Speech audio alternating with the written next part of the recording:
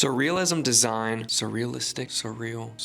Surrealism design has seen quite an uptick in popularity recently, especially on places like Pinterest or Instagram. So I thought I would hop on and talk about some surrealism design, how to spot it, the elements of it, and how to create some designs of our own. So we're gonna look at some examples on Pinterest, and then we're gonna hop into Kittl and make some of these designs together. So of course, every single time we're working with a new design style, I always like to go to Pinterest and just look at a couple of examples, try to get a grasp and feeling on what makes this style.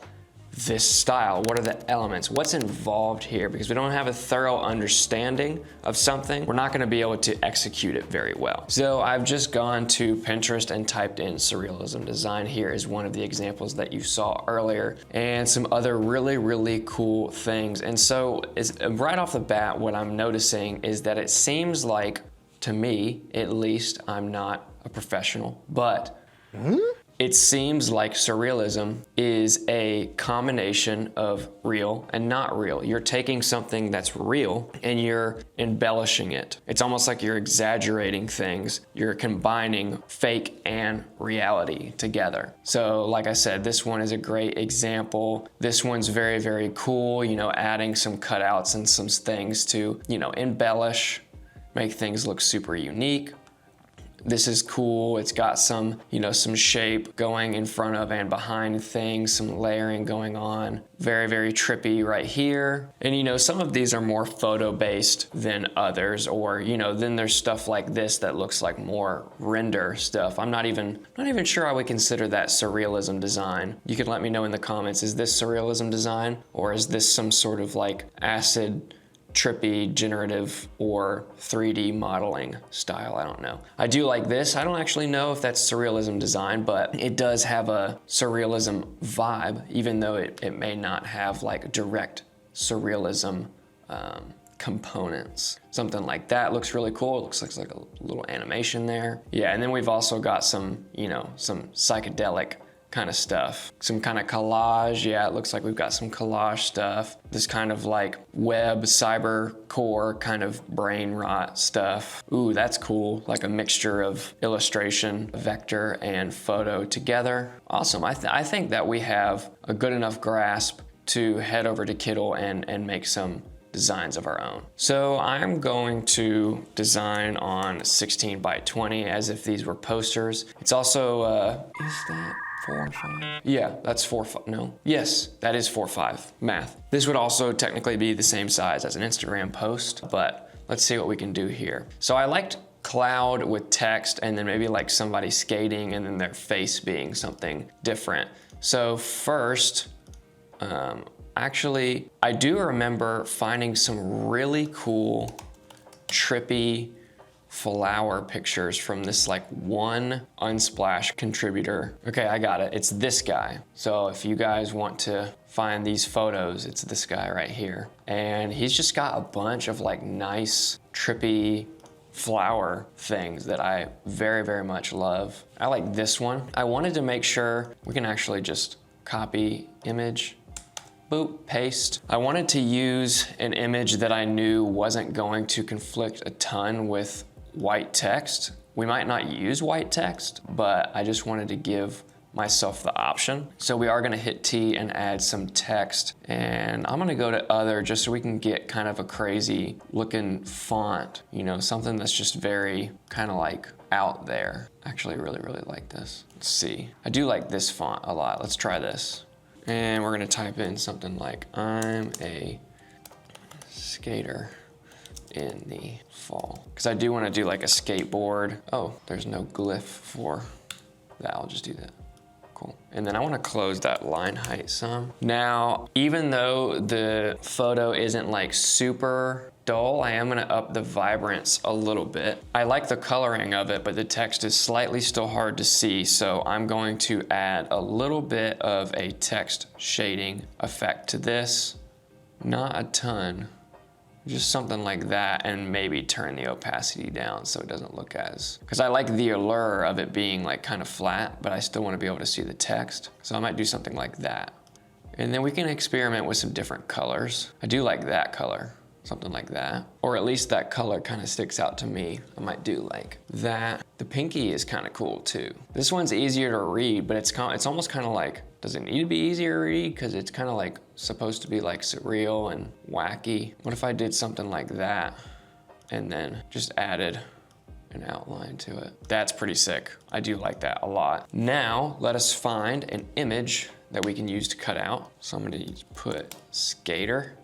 That's ice skating. Let's see if I can get somebody doing, it's not exactly the type of photo I was envisioning, which is a good tip, is it's always good to know like what kind of photo you're envisioning. Let's see how the background remover does with this.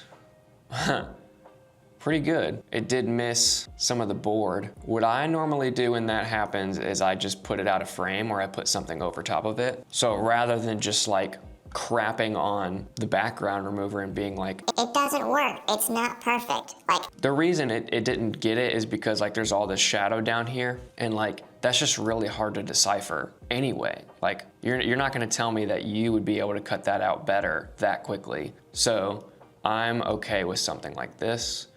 I'm going to up this right here to get some contrast going on this. I always second guess myself when I find a photo that I like, because then I'm like, what if I find a second one? Like, I wonder how the background remover will do with this. I could see his hair being a challenge. Yeah, I didn't quite land with that one.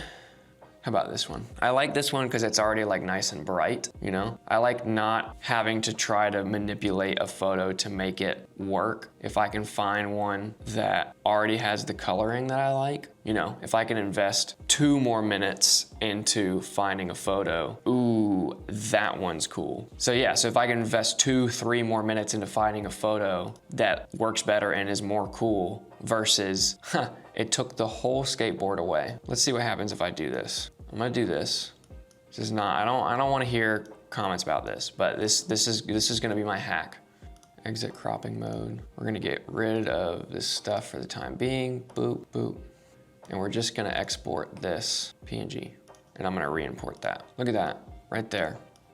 Ready to go. Wait for it to render. Yep. AI background remover. Amazing. Little hack for you. Ideal? No. But does it work? Yes. Nice.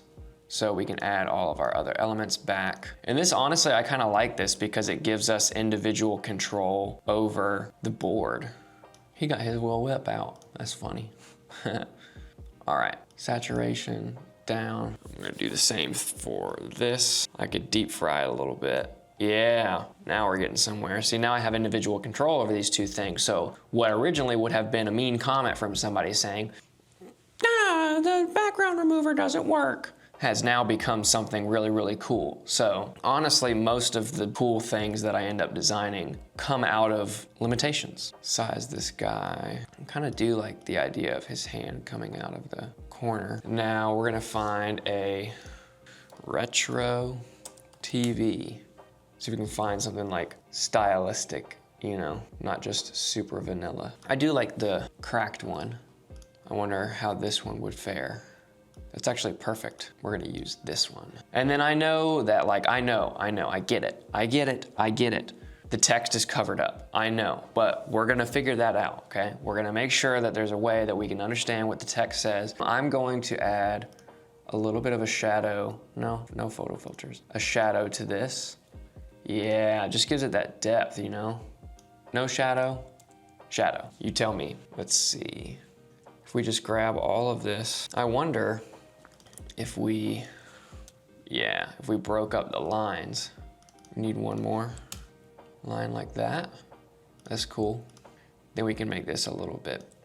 Yeah, because like there's more obstruction here, so more of him can be over top of this text, because one, it's a little bit more obvious what the text is, and it's just less obstructing. So this is like, I'm glad that you guys get to see the full design process, because we kind of started with something completely different, and that's just not always what happens, you know? I wonder if I went back to my original idea of like clouds in the sky, if it would look better. Find a little cloudy sky, you know? This is cool, but it's like, it's a little busy, which is funny because surrealism design is kind of like already busy. Let's see. This is the ticket, man. It's something like this.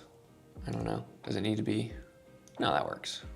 Uses background, and then we can, I like that. It's nice and bright, you know? Makes it pop a little bit. So I have to get something to cover up his hand there. Let's see. Let's think. Think. We're allowed to go back to Pinterest. Could use like some fruit or something, like some oranges. Yes, that's, I literally want like an orange, like the fruit, not the color orange. Thank you, Unsplash. I don't know if orange is the vibe though. Kind of thinking something like this. I don't know, cherries is just kind of like a very like punky, sassy thing. This is definitely becoming a mixture of real and fake, that's for sure. Should I add shadows to these? I think so.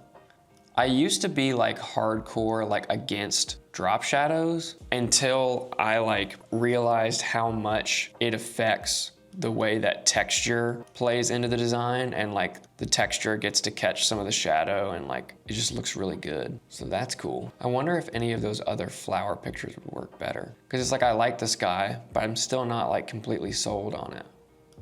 Maybe this one, because it's got like a little bit of red in it to match the cherries. Let's see. Whoa, yeah, I like that. I wonder if, yeah, dude, come on. That's fire. That's really, really cool. Wow. Does the background slightly more vibrant? I wonder if I take these and I kind of match this drop to where it's not blurred, but it's full. It's kind of sick. I like that. No blur. Have it match the angle of everything else. Yeah, that's looking really, really cool. I wonder if I just honestly take this and then just do this, but then I'm gonna duplicate it, send it to the front. I'm gonna do a little something. I'm gonna get rid of all of this right here. That's pretty sick. Now I just want texture. I don't know about no grunge. Like a halftone maybe? Yeah, that's pretty sick. I like that very much. I think that's it. That's really, really cool. Do I need to add a shadow to this as well?